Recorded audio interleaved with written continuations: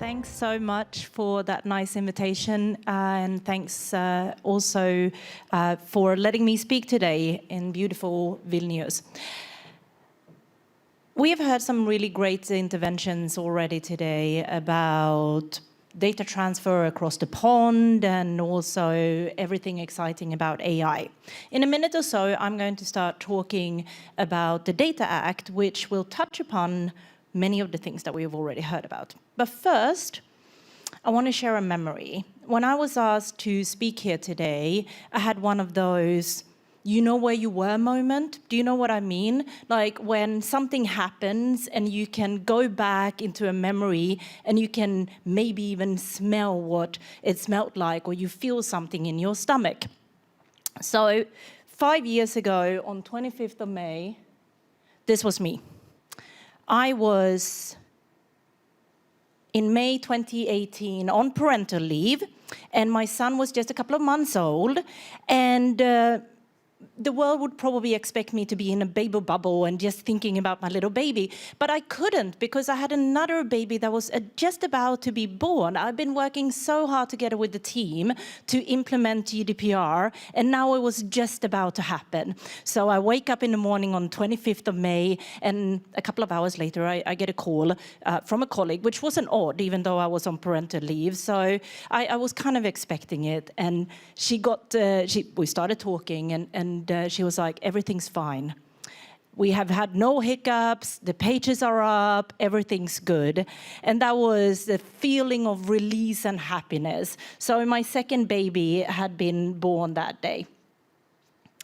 Now both my son and GDPR are 5 years old, and surprisingly, there are some similarities between the two. Both of them are using words which I'm not fully sure they understand. They're also definitely driving me crazy sometimes, but overall, both are teaching me a lot of things on a daily basis, and I do actually keep them close to my heart. So my name is Michaela Angonius. I work at a communication provider called Telia, and today I'm here to talk about Data Act. So, in my intervention, I will do 3 different things. I'm going to talk about the Data Act in a nutshell. I'm going to talk about Data Act and integrity, and also what we believe that the legislators should be focusing on. So, Data Act in short is about transferring of data, but this is not the kind of transferring of data across the pond, but rather between individuals, different parties. And of course, that is then sharing of data. The Commission introduced this law because they see that there is a great need to unlock data that is not being used sufficiently. They're saying that 80% of data, of industrial data, is underutilized, and this is then harming the EU because we're not getting the innovation that we should have, and we're also not seeing that governments are not really delivering to the service level that they should. And also, of course, linking to everything nice that we've heard about AI today, having a lot more data available will then generate more AI within the EU.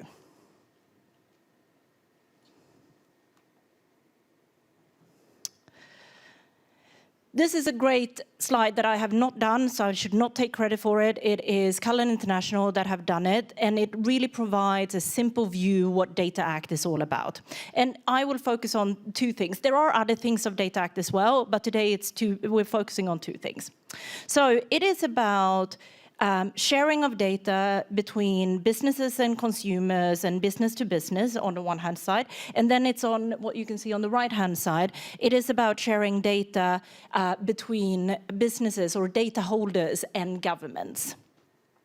In the proposal, it's stated very clearly, which is true, that 2 parties are generating data. The actions between the both of them are the reason why data is being generated. And therefore, as a general approach, there should be access usage rights to that data of both the parties. And in the Commission draft, they're saying that manufacturers of products such as connected devices and related services, therefore, should allow access to this data. And having access to data for all of us in here that knows GDPR very well, we're kind of like, oh yeah, but that is already something that we have today. So is there something really new here? Well, there is, because now there is also an obligation of sharing non-personal data.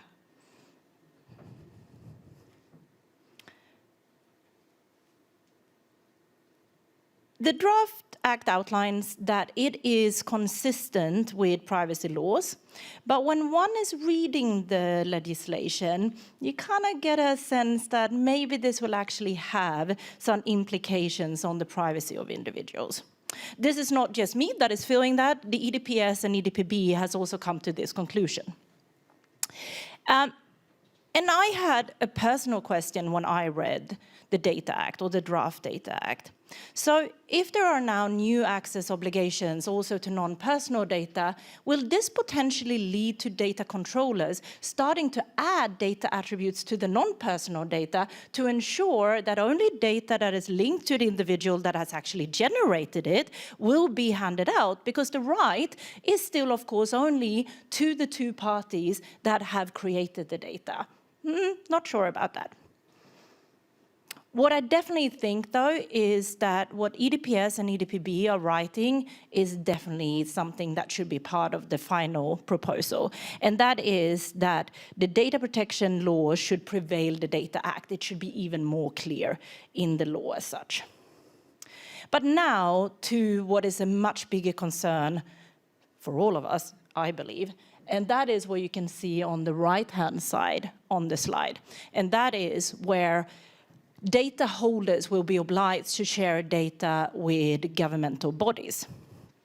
The Commission draft says that they need to request the data, and it should be an exceptional need to use the data request. Oh, that sounds like a very high threshold. Nah, don't be fooled. In the recital, it comes with a lot of different examples of what this can include, such as for official statistics. Oh, great. So what this actually can mean, and also, what governmental bodies are then the ones that can ask for this? Well, any governmental body. It can be an authority, it can be a ministry, it can be an EU institution. So the wideness of bodies that can ask for the data, it's huge. And also, as I said, they can ask for this data because they need it. Okay.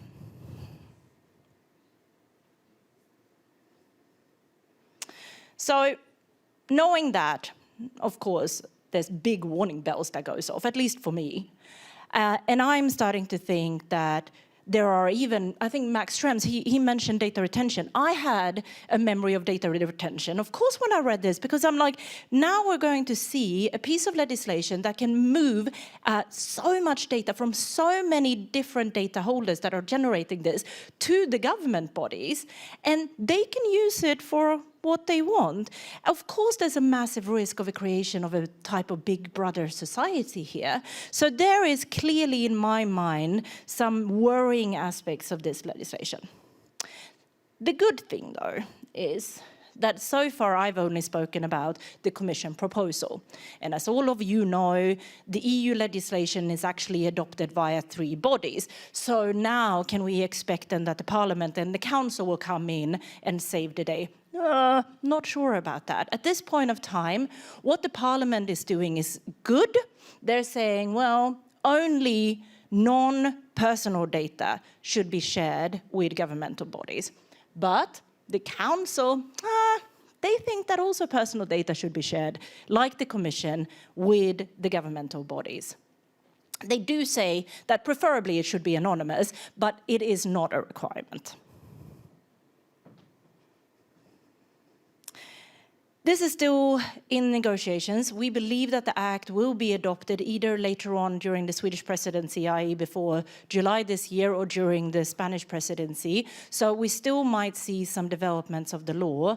But my hope is, of course, that we will see that privacy obligations should really be adhered of.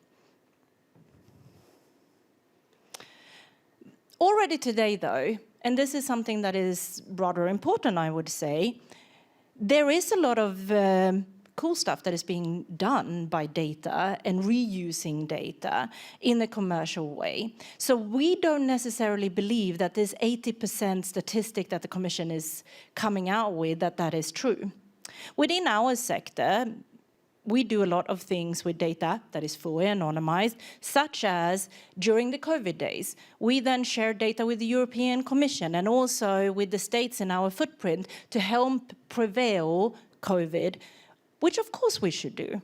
That is an extraordinary situation that hopefully won't come around soon again, but those kind of situations do appear. And in those situations, we believe that there should be clear rights for who is controlling what are the roles of the parties that are sharing data. Because one thing is, if you have such massive amounts of data being shared with governmental bodies, it might be non-personal data for us, but when we're sharing it with a body that is having so much other data, it might then become personal data. So the clarity of the rules of the different entities that is sharing data, that should be one of the things that now the legislator should focus on. We also believe that there can be more done when it comes to voluntary sharing of data and making sure that there are smart partnerships out there.